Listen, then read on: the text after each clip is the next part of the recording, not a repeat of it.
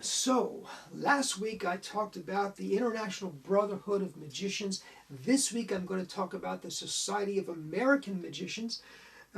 Between the two, I kind of prefer the International Brotherhood of Magicians magazine, the Linking Ring, to the MUM, which is the Society of American Magicians magazine. However, I was much more active. When I was active in the clubs, I was much more active in my local Society of American Magicians chapter than I was in the IBM. Now, I did participate in both, but I was much more active in the local assembly. Assembly 6. It was the Kellar Thurston Assembly. I was very proud of it. Quick little story here. So when I was growing up, my dad used to take me to the Yogi Magic Mart on Saturday. I spent my days there. Sometimes in the evening there would be shows, there would be club meetings or so forth. Phil Thomas sponsored his own club. I think the IBM might have met there. But there was a small platform. There was a small platform. And I distinctly remember this platform because it was the stage at the Yogi Magic Mart on Charles Street. Was up on the performance area was above the shop, and by the way, there were sort of like brownstones along Charles Street, and you walked in this little entrance, and you walked up these stairs to the shop. They were very narrow stairs. I mean, it was a mysterious, ominous type of thing to just go into the Yogi Magic Mart. So you walked up. Then you were in the shop. Then you had to walk up the stairs again to get to the performance area. There was this little stage. The stage was bigger than the platform area that I'm trying to describe. It was sort of a plush red carpet that was well worn. I mean, back in the 60s and 70s, I could tell this thing was stood on for years and years and years. But the way legend goes, Harry Kellar performed on this platform. Howard Thurston performed on the platform. And so the Kellar Thurston Assembly, which was based in Baltimore, was kind of based around this legend that these two performers were in Baltimore together. They performed together and they worked off of this platform. So the platform was supposed to be part of the Kellar Thurston Assembly legend and heritage, but it was obviously part of the Yogi Magic Mart and was a prominent part of the Magic Mart. Now, Phil had fires. You know, one of the things, as a child, I never thought this was a problem, but more than once I'd be sitting there on a Saturday night. You know, it would be late, and there was a fire eater on stage. I mean, these were old buildings. They didn't have sprinkler systems, right? So. And I'm 3 stories up on Charles Street, and they're blowing fire. So, but Phil had a number of fires, and I believe, maybe, and if you're local, and you know your history, and I'm wrong, please tell me. But I believe the Kellar Thurston platform was destroyed in a fire. I think it was.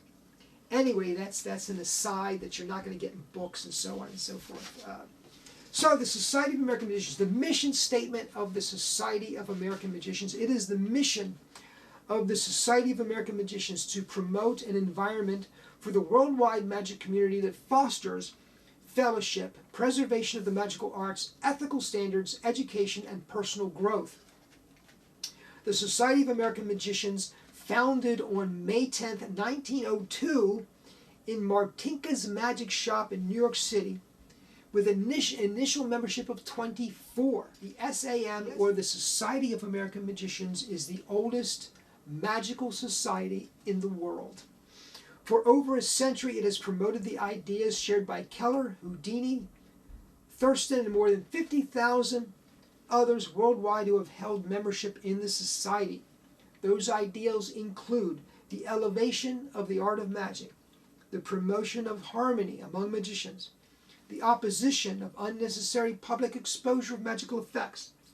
The S.A.M offers the opportunity to unite and associate with leaders in the world of magic, not only professionals, but amateurs, manufacturers, magic dealers, book authors, and magic collectors. So that's a little introduction to the Society of American Magicians. The benefits include the monthly publication, the MUM. This is the Magic Unity Might is what MUM stands for. This is the cover. The cover features their this particular issue, which is the March issue, deals with their convention that I believe just happened in January. Yeah, it was January 18 to 21st. So if you're looking to attend in 2020, you won't be able to, unfortunately. I gave you a walkthrough look at the IBM magazine, the link. I mean, let me do the same for the MUM. Again, I enjoy the advertisements as much as I enjoy the articles because it kind of lets me know what's new or what's up and coming in magic. It's a very well done magazine, just like the Linking Ring is. There are monthly columns and features. These are all monthly columns. Assembly News, I mentioned it before. I love the Assembly News. I was a practicing member of Assembly 6, which didn't report this particular month, but they usually do.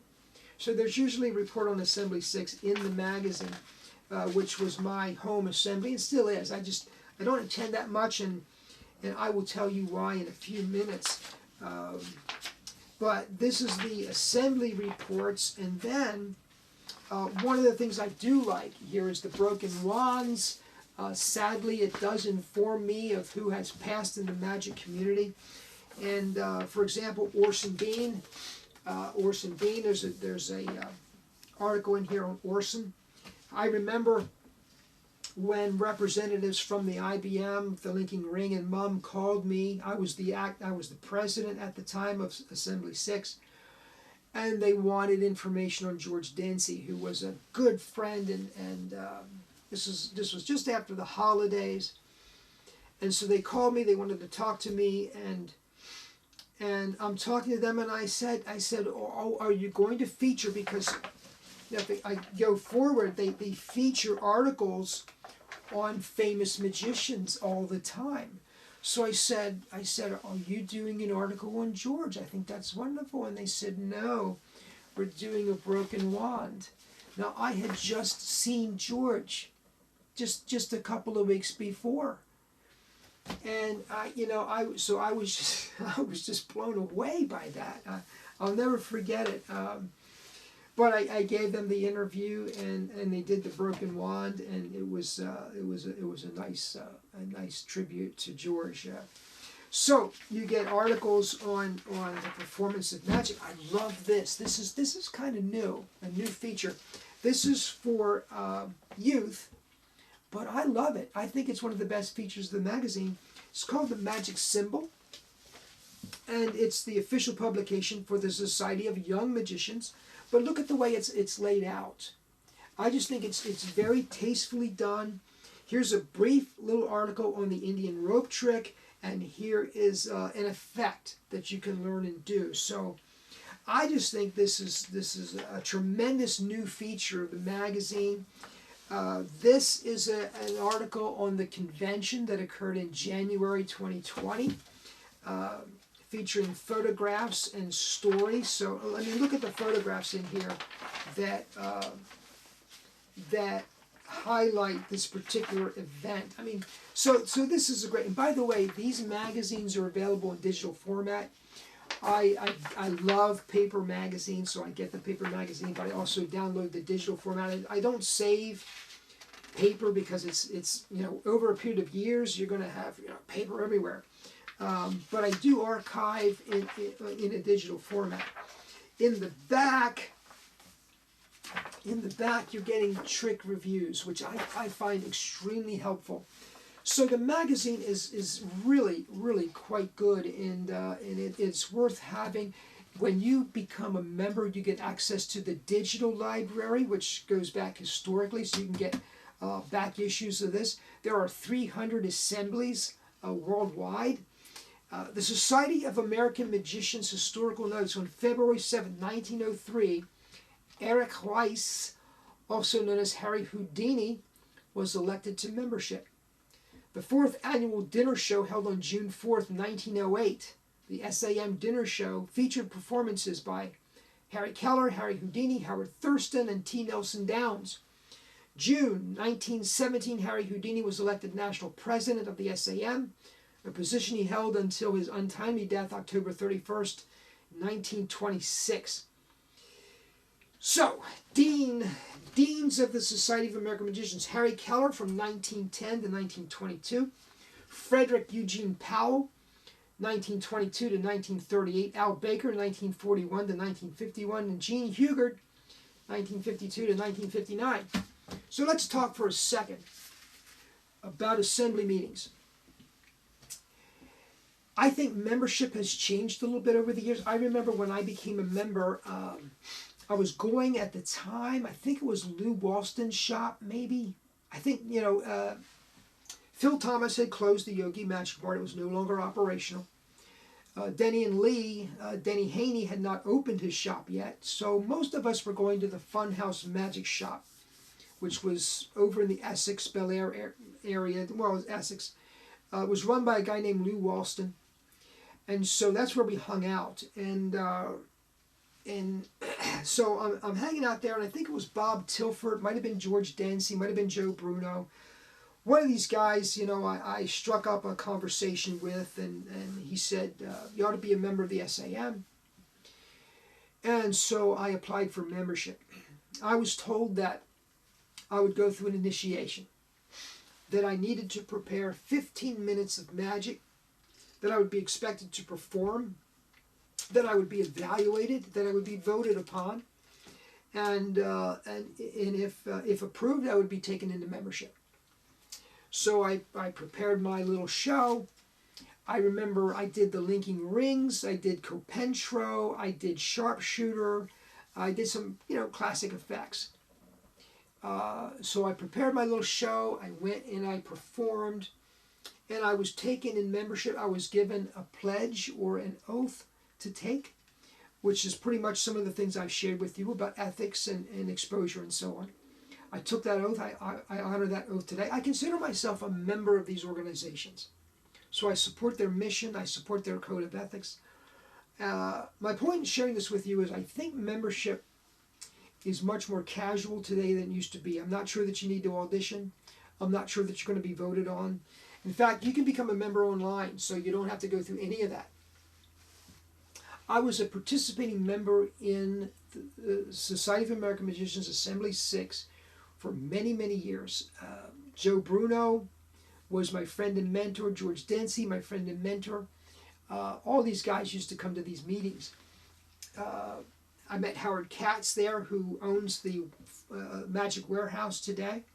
In fact, I watched Howard Katz develop his career there. He started bringing props that he would demonstrate and sell, and those demonstrations grew and grew and grew, and finally he became a significant force in magic dealership in Maryland for a very long time. And right now his shop still exists over in the Hunt Valley area, the Magic Warehouse. Now I'm going to try to, without discouraging people from active participation in their local assembly or ring, I'm going to try to give you my reasoning for not being active. And there's some kind of personal reasons and some not so personal reasons.